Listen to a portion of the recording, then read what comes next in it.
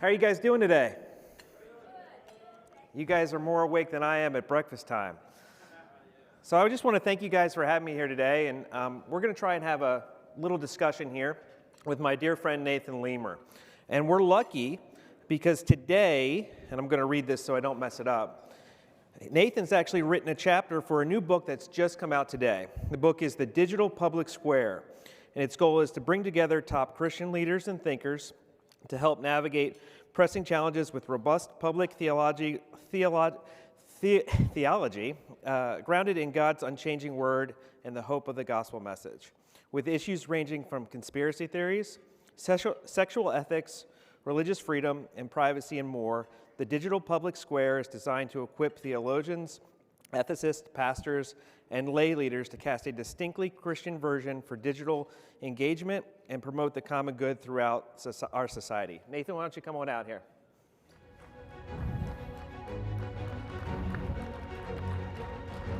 Thanks for having me.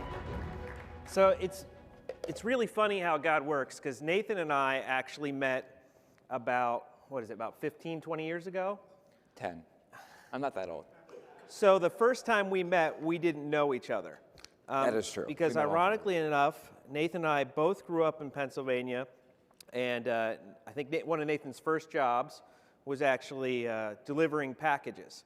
So Nathan delivered packages for how many years to my road? Like 3 or 4 years, yeah. 3 or 4 years. And then we came to DC, and I spent about a decade working on the Hill. Most recently, I worked for Paul Ryan, and I worked on religious freedom issues for him, as well as a variety of other legislative issues. And that's where Nathan and I really got to know each other. Nathan, do you want to describe a little bit of your background? Yeah, so after my illustrious career as a UPS delivery man in high school, I was an assistant in high school and college. I graduated with a history education degree from Calvin College, and then went from teaching history to working on Capitol Hill as a Hill staffer for several years, where I worked on a number of issues, including emerging technology, but also touched on criminal justice reform and a number of other related issues that allowed me to kind of work with the Speaker's office, which is where I got to meet Josh. And then from there, I worked in the think tank lands. I worked at the R Street Institute, where I was a senior fellow who worked on tech and technology policy. And then most recently, I worked for 3 years for Chairman Ajit Pai at the FCC, where we worked on a number of issues related to like closing the digital divide, talking about enabling next generation technology to expand internet access, questions around internet freedom, as well as establishing rules of the road for the future of 5G or other technologies that basically will improve our ability to connect and engage one another online. I left his office in the fall of 2019. It was a great experience, and then went from there to work at Targeted Victory, where I'm a vice president currently. And I also started last year a nonprofit called the Digital First Project, which is an effort to empower Americans and close the digital divide, while also thinking about concerns in the national security space, threats to our own technology and innovation. Now, I think probably most of you are wondering, and if I could see you, I'd ask you to raise your hands. But I would imagine many of you are wondering, why is Meta here, and what do they have to do with this conversation? I kind of started an introduction here, is that God works in ways that we can't imagine sometimes, and I think Nathan and I's relationship is one of those things. And I think that as Meta continues to expand into different kind of technological opportunities, you may think of Meta as Facebook, you may think of Meta as Instagram, you may think of Meta as Oculus in the metaverse, or you might even think, I hope, of WhatsApp and of the ability to communicate through encrypted text messages. But we also are here because we know that we need to engage with folks like you. We've engaged with Jason Thacker, who is the one who really put the book together. But I want to give Nathan a little bit of an opportunity to expand a little bit on what his portion of the book looks like, and hopefully have a broader conversation about how folks like you should be involved in this conversation, because I think it's very, very important, because what we are talking about is technology that is a tool, and tools can be used for your benefit, but they can also be used to your dismay sometimes. So I think we need to have that conversation. We need to get the feedback from you guys to help us guide the way we build them, because I think the way that we build them is ultimately very, very important. So Nathan, I'll turn it over to you to talk a little bit about your section of the book. Yeah, so my chapter of the book is an overview of domestic tech policy from the lens of someone who has worked on the Hill and in federal agencies navigating these questions.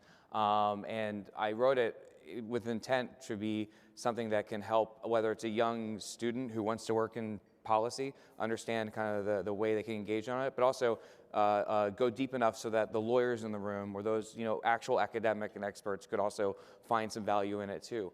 I came to tech policy conversations as a Hill staffer, as someone whose boss was interested in these issues, but it's very clear to me throughout the past 10 years that I worked in this public policy space is how intricate it also is to my faith background. So I am a Calvin College grad. I attend Alexander Presbyterian Church in Alexandria. Born again believer and someone who recognizes the importance of religious freedom and religious liberty in my own life to communicate freely and to worship freely, but also the importance for missionaries and ministries to communicate to those who are unchurched or are churched in areas where they are facing persecution and totalitarian regimes who are not so friendly to their faith.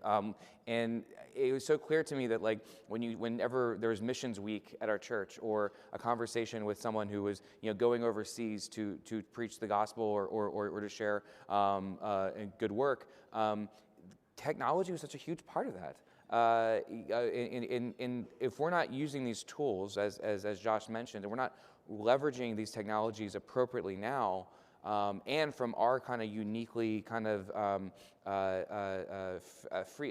embrace of free expression and democracy, other people will set the rules for us, and they will not be so kind, and they will not be so open to our belief system and worldview that we have here. And that's actually kind of the overview of the chapter is, recognizing that there are these larger conversations that are happening around debates around tech policy and what to do with these issues. But we as Christians or those in our faith communities, we are using these technologies, so we need to recognize what they're good for. And the first example I'll use, and we'll go back and forth on these examples, but the first one is crypto. There's a lot of conversation about Bitcoin right now. There's a lot of Nathan, are you going to tell everybody to run out and buy Bitcoin? I'm not telling you to buy Bitcoin. I'm not telling you to get on any particular wallet or anything like that. But I will say the underlying technology that cryptocurrency uses, the blockchain, is incredible technology that allows the transfer of money from and wealth creation from one entity to another with far fewer intermediaries in between. So if you're trying to serve as a mission or work with a mission organization based in a nation in Africa or Asia or South America or elsewhere, this technology allows the ability to transfer that money without waiting several days for it to post at the bank or for Wells Fargo or some other entity to transfer, but it allows you to do it instantly, as well as it be transparent so that it happened and to limit the extra fees that come across. But also at the same time, it's also pseudo-anonymous, which is also helpful for the ability if you are sending resources into a nation where they aren't too kind to you can still do so. We're seeing that in the battle over Ukraine and Russia. Ukrainians were able to use this technology to receive funding and support in their fight, while also at the same time avoid detection and be able to do that. So this is a great example of that. But I've been meeting, I've been reading about there's a place called Crypto Beach or El Torto in El Salvador, and it was actually founded by a missionary named Mike Peterson from Los Angeles, who was sharing his faith and sharing the gospel, but also at the same time recognizing that there's not a stable currency in El Salvador, and wanted to introduce this idea of economic opportunity for the unbanked and economic security for those in this community. And so this beach basically became a beach town that was all dedicated to crypto. Not necessarily Bitcoin, not to Coinbase or FTX, but using the underlying technology of wealth transfer. And what was interesting about that is now you have a bunch of users, small business owners and entrepreneurs that are all leveraging this technology. So it's not just cash, but they have ability of tracking how much they're making and investing, et cetera. But also you have a young crew of miners, young entrepreneurs who are now Bitcoin miners and blockchain miners who are leveraging the technology and also learning a skill set of coding and other software engineering that is helpful for their own growth as individuals. El Salvador is now actually has been looking at using this technology and this digital currency as their currency. And it's all started by a missionary in El Salvador, which I think is just fascinating how that sort of entrepreneurial opportunity to service the unbanked, to help those who couldn't have the opportunity to have a stable economy and stable economics, to give that sort of autonomy to them and allow them to, not give that to them, but allow them to embrace it themselves and to take ownership. And I think that that's just something that other mission organizations or other entities or churches who are working across international borders should be leveraging that technology. And that's why you have to pay attention to Capitol Hill. That's why you have to pay attention to the conversation that's happening about what happens in the fallout of FTX's collapse, what happens when you think about what the rules of the road should be for these digital assets, because they have a major ramification on our ability to minister or serve others who we'd like to service. And I think this is one of those unique areas where you have some uncommon bedfellows, because I think a lot of, and I think the blockchain conversation, the cryptocurrency conversation is filled with a number of traps and concerns for folks who aren't paying attention to it daily. And it sounds like one of those late night commercials they used to show on, you better buy gold now because you need to protect your money. And I think kind of the part of the conversation we want to have here is that it's important to be paying attention to this. And as this conversation grows, Lord willing that it's able to grow and continue to expand. I know that there's many different regimes who want to crack down on this right now. It's going to be a particular benefit to the mission community and to the community that are in authoritarian regimes like in Iran and in China. And I think actually we share some common values here at Meta and with this whole room, in that this is really important to us to expand the ability for people to have access to digital capital, because in places like Africa, their ability to use the internet in a lot of different remote places is fairly limited because they actually don't have the ability to use capital online. Now, you can understand why that from a corporate aspect might be important to us, but I think there's a shared benefit there that I think we can partner on, and I'm really excited to continue that conversation. And related, so I mean, digital currency, but also related to the essential ability to communicate, something you guys are working on that you can probably talk about with WhatsApp and encryption, but from a faith community and international religious freedom perspective, the ability to communicate with those who you share a faith or are reaching out to share your faith is so important. And in my research for my book, for my chapter in the book, not the whole book, but the chapter in my book, just a small portion of it, what I got to learn was how valuable encrypted communication is to house churches in China, or to persecuted communities in Iran or other nations where the only way to communicate safely and securely from persecution is through this encrypted communication.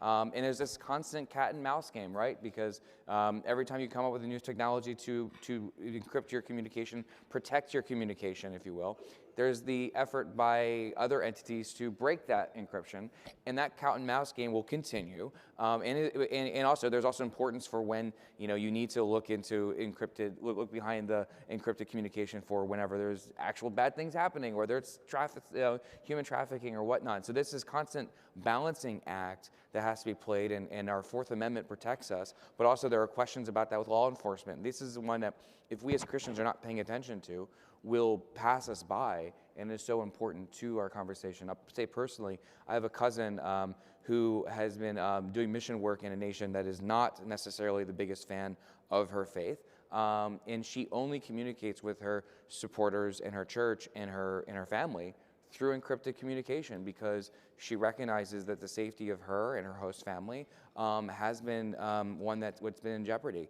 And she is a woman in a state that's not necessarily the biggest fan of autonomy of her as a woman. And so this type of communication allows us to not just know that she's safe, but know how to pray for her, know how to engage with her, and also for her to share with us what is going on in the world around her, what she's facing and what she's seeing.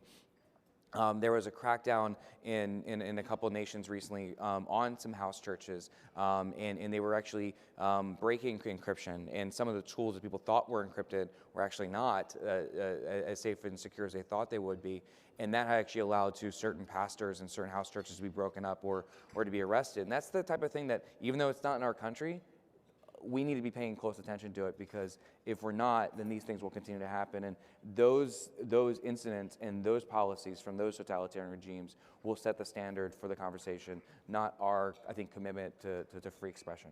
Yeah, I know that's something we pay a lot of attention to, because I think the value of WhatsApp and other encrypted services is what you described it. And if there can't be a degree of confidence that those conversations and those messages are protected, then I think it becomes a tool that is a bigger risk than it is a benefit. So that is a priority when we look at it. And I also think that there's a robust conversation happening here in DC about the value of encryption and how we look at that through the regulatory state and how the government interacts with that. So I just encourage you all to look at how your ministries might be using it, and then to engage here within that conversation to ensure that your ministry will be able to continue to use it.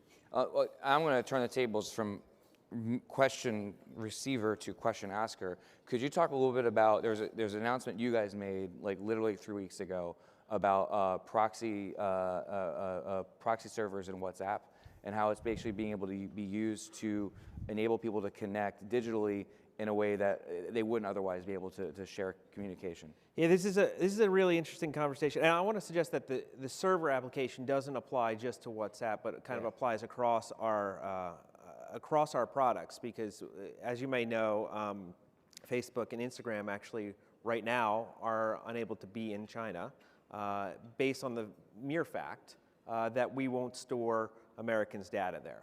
So this is a much broader conversation, I think, that other tech companies such as Amazon and Apple and others have to chart their own pathway forward as well, is how do we protect that data? Where does it stored? Where do we keep it?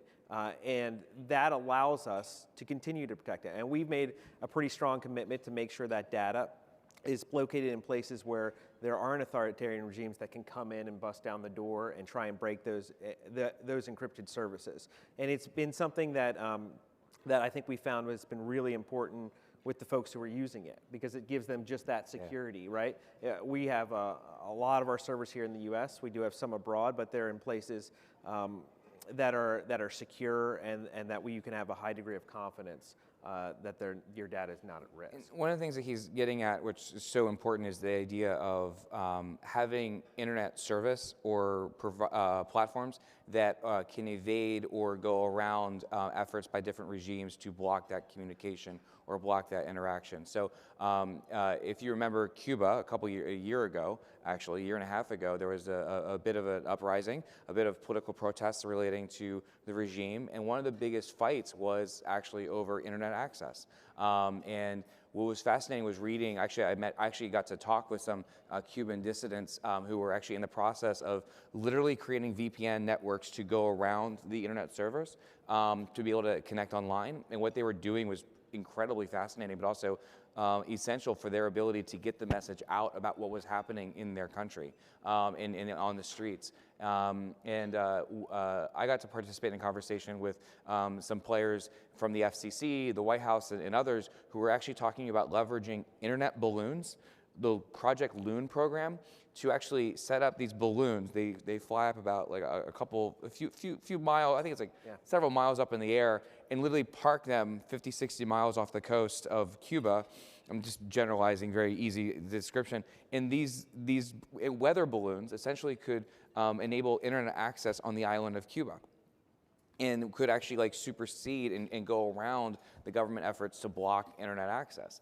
And it was an interesting conversation. It ended up not being deployed. I have my thoughts about why that didn't happen, and I'll save for another time. But like, it was fascinating to see how you could leverage that technology to allow these people to communicate.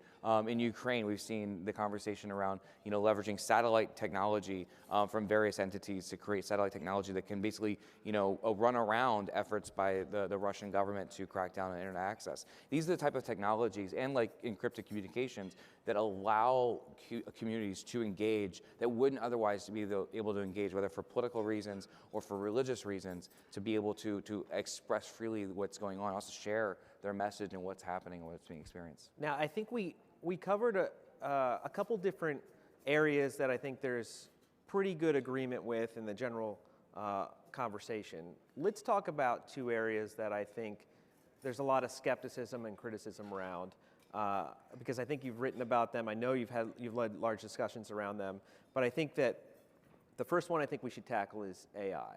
And how should we, as believers, think about AI? Is it a tool that we should be scared of, a tool that we should benefit from, and what are you seeing within the AI conversation right now? Well, I will say I saw a number of my friends who are college professors complaining last month about papers that were written by kids or ChatGPT, the new app that you can, web browser that basically you can ask it any question and it can basically formulate, this AI tool can literally formulate question answers that look and sound and read like your own human writing. And this is actually a major problem when it comes to like cheating on college campuses, and also like what does it mean for someone to write something, and is that them or is it someone else? I think that's actually a really valid question and concern. Much in the same way, like I remember back whenever I learned to drive, I didn't learn to drive with a GPS. I learned actually how to go left on Althouse Road and right onto 401 and all the other things. Now I just plug it in and just go. I mean, there's that right question about human autonomy and using the skills that God gave us versus relying on the technology around us. And so I think AI is the next dimension of that in conversation. But on the flip side also, it can be a tool in a good way, in a really useful way. Our church, Alexandria Presbyterian Church, started a mission, a church plant in Falls Church, and I'm one of the founding members of that community, called One Voice Fellowship. And this is a pretty awesome church. It is a church entirely dedicated to the immigrant and refugee community in Falls Church. The pastor, Chris Six, who started it, looked at the whole region, Fairfax County and Falls Church and Arlington, and was like, what is the area with the largest density of non-English speakers? And I want to put a church right in the heart of that community. And so he did, and God led him to do that. And it's an amazing story. And he started this church. I think there's 125 people who go to this church, and they represent 25 different languages spoken. You have Uyghur community there. You have Latin American. You have Middle Eastern, Pakistani, Egyptian. European community, European speakers first, all coming together for church. Their doxology, they sing the doxology every week in everyone's native tongue at the same time. It is what I imagine Pentecost must have sounded like in Acts. It is just an incredible thing to hear and see. You can't help but cry seeing all these people from these different ethnicities, worshiping together. Our church does we have a lot of lawyers at our church who do immigration services for these individuals and help them. There's wives who have come over 10 years later after their husbands came over from Africa because they were persecuted and whatnot. It's an incredible community that's being fostered here. But they have to translate the sermon and worship service into 20 languages every week. To do that as a pastor on your own is incredibly difficult.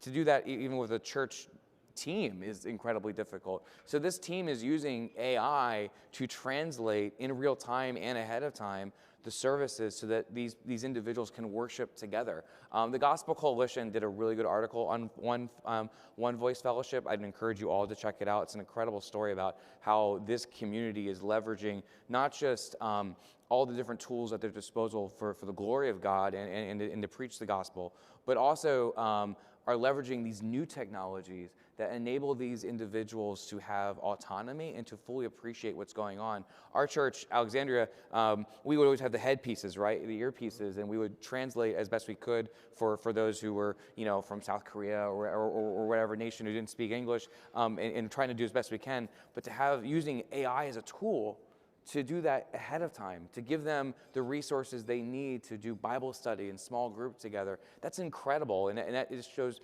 promise for us and how we could use this for different ministries, both locally, but also internationally. And so I just wanted to use that one example where, yes, I'm concerned for my friends who are professors who have chat GPT issue, but I'm also very, very excited about the opportunity for AI to help service people who may not have otherwise had that service. Or also how to communicate those internationally or those across international lines as well. And I don't want to gloss over, I think, some of the criticism that AI has received, some of the, I think, the complications in understanding, and I'm not even saying misunderstanding. I'm saying that I think that this is still some degree of a new world that we've stepped into, and I think it's necessary that we ensure that there is transparency within these different AI products and different algorithms that are developed, because I think that they can have a harm on society, but they can also have a benefit if they're used in a good way, just like any other kind of tool can. I know that on our main platform, Facebook, during COVID over the last couple of years, one of the main drivers in the US and across the world of people coming to the platform was religious services being hosted through live. It allowed people to actually connect with churches in ways that they were unable to through some of the restrictions, but I think also in a way that was a little bit lower touch. And we've actually seen through my personal church here in DC that translate as doors were opened back up to actually increase membership there because they were able to access that from their home. And a lot of that was driven by them either using AI within Google, AI within other search engines, and also things that they were looking for on Facebook, and that helped them connect with friends they didn't know. It helped them connect with others that were trying to reach out with them in a way that we haven't been able to do quite as well before. And beyond AI, you're also thinking about, you guys are trendsetters in this, and by the way, he didn't pay me to say this, but they are trendsetters in thinking about virtual reality. When you think about the metaverse and augmented reality, and you put those Oculus goggles on, I did a little article recently on something one of your colleagues pointed me out to. Byron Donalds, the congressman who was at the center of a lot of the conversations around the House Speaker vote a couple of weeks ago, one of the fascinating things about him, I thought was more interesting than who he voted for Speaker, was that his wife runs a charter school in Florida where she's using Oculus and Quest headsets to teach history and archaeology and all these different topics in math to students in her school in Florida. I mean, you move over, Congressman, your wife's way more impressive in what she's doing with this technology. But like for me thinking how to teach in a church, how to teach in a temple, how to fully appreciate these documents that are thousands of years old that we hold so dear. How do we understand, what's it like to walk around where the Dead Sea Scrolls were discovered, or where Jesus walked, or where David walked. Those are the kind of conversations that are so fascinating to me. And your technology is allowing people to see that and do that. And again, this isn't religious freedom as much as religious education, but it's such an incredible opportunity to kind of learn more about that. So you led us to the fourth. I'm good at this. We prep this. What is the metaverse? Is it a replacement for our lives, as I think Hollywood would like to portray it, or is it another tool that we can have access to that we can use for our mission's benefit? And I think that right now, I think that's an open conversation. I think there are plenty of individuals who would like to use it as a replacement for their life. I don't think that's where it is today. I don't actually think that's where it's going, because I personally think that human beings need fellowship and they need interaction, and you can only get that in person. I do think, though, that it is a revolutionary tool that is going to allow us to connect with one another without many of the barriers that we have now, in addition to that personal connection. So I think there's two ways to look at it. I think there's the entertainment and educational side, But then I also think there's the interaction side.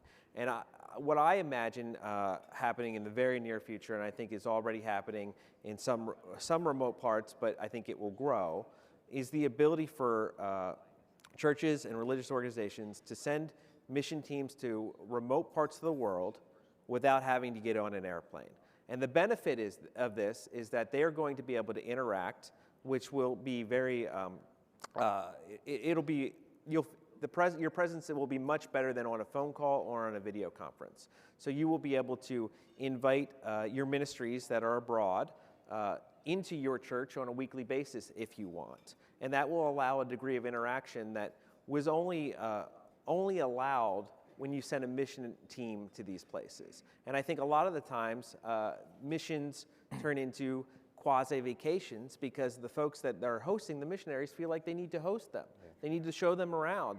When really those teams have come for ministry. So I think it will allow an increase of that ministry to take place and an increase of that social interaction to actually be had in a way that we haven't seen it. Now on the flip side, we are already seeing content being created. I believe there was a production crew out in Ireland last year. I was at a religious liberty conference where I got to meet one of the producers, and they were producing the footsteps of Jesus. So they were able to develop content so that a user could put on a headset and walk around back in the streets of Rome and see what it was like. See what it was like on a daily basis to actually follow the scriptures in a more entertainment fashion, but was able to make it more realistic and make them see things in a different way, which I think is very incredible in the opportunities that it's going to present themselves to reaching different ministries that we haven't been able to do. Yeah, I as a former educator, that excites me. I mean, the idea of being able to showcase that to adolescents and younger people to fully appreciate and understand these experiences and connect the history and the text of what we believe to real life experiences that you can't always get when you're trying to read your devotionals at 6 o'clock in the morning, and you sometimes just can't. It takes it to another level, hopefully, which is good. So. I was gonna comment on a couple of things you said earlier about how we as Christians should be engaging, not just Christians, but different faith communities should be engaging in these current conversations. One of the things that when I worked at the FCC, out of every item we had before us, you took public comment. Public comment is such an important part of the deliberation, both in an agency as well as Capitol Hill. Their members of Congress are reading these things from their constituents and people from their different constituencies. Josh knows this in the Speaker's office. They care a lot about what is being said and being discussed from back in the districts. And I don't always know that the faith communities have always expressed their unique perspective on these emerging tech conversations. It's actually why I think Jason Thacker, who's doing it, we mentioned him already a couple times, he's the collaborator in this book at the ERLC, the Ethics and Religious Liberty Commission, the good people in the Southern Baptist Convention are doing a good job by having that conversation and sharing a uniquely Baptist view about how this is affecting their church and their congregants. I think the Catholic bishops have done a great job on a lot of issues that I worked with them on related to criminal justice reform. But the more opportunities to share that experience from your church or from your denomination or from your community is just so important. My college, Calvin College, started an entire prison program, a program in a prison. It's a fully accredited 4-year program for certain prisoners in a prison in Ionia County, Michigan. And what is so fascinating is now they're bringing state legislators and congressional congressmen to see this prison, how it works as a facility, and how it's using, how it's improving everything from lowering rates of bad behavior in the prisons, but also helping opportunities for economic growth and opportunity after prison for these individuals. And that's just one example of by doing this cool project, you need to showcase it for the policymakers so that they think about criminal justice and prison reform, but also on the tech side, how different communities are leveraging these technologies and how they're being useful are just such an important part of the conversation. And underlying all of that is the need to expand digital access and to enable all of these new internet technologies, whether it's fiber or wireless technology or satellite technology to enable people to connect online and get online. And so I would just, I just want to take the second to encourage you to talk to your church, to talk to your parachurch organizations and your missions groups, IRF and others, to think about how we can tell this story that is so unique to our experience that can help inform these current conversations. Because like, if policymakers aren't hearing these conversations, they don't know they exist. Not many people know what Crypto Beach is in El Salvador. Not many people know about One Voice Fellowship and how AI is a part of that church mission and why it's so important to that community. These are the stories that are just so important to showcase through roundtables in your hometown, while also through tours and other meetings with policymakers, as well as submitting comments and submitting letters to members of Congress. So anyway, I just wanted to take a moment and say that, because like it's something we don't always think to do. Yeah, Nathan, I really appreciate that, and I just want to thank you for giving me the opportunity to sit down and have this conversation with you. I know I enjoyed it. I think your point about weighing into this space and becoming involved in this space is really important. Yeah. I know we as a company actually see robust feedback as we are trying to develop these tools, as we are trying to shape them, because I think we understand to a large degree that they do have impacts. Yeah. And we need your voice, we need your expertise, but most importantly, we need your worldview to impact how those conversations go. So I want to encourage you to find ways to engage in this conversation with your ministry leaders, with your colleagues, and with your friends, because regardless of these technologies might be something that you say, that's not right for my ministry, or I'm a little too skeptical to weigh in on that. It is coming, and the technologies are going to continue to be developed, and I for one think it will be better with your input and with the impact that your community can have. And I also think that there is a benefit to your ministries as well. So I just thank you for giving us the opportunity to have this conversation with everyone. Happy to chat more afterwards, but thank you again for having us here. Thank you, guys.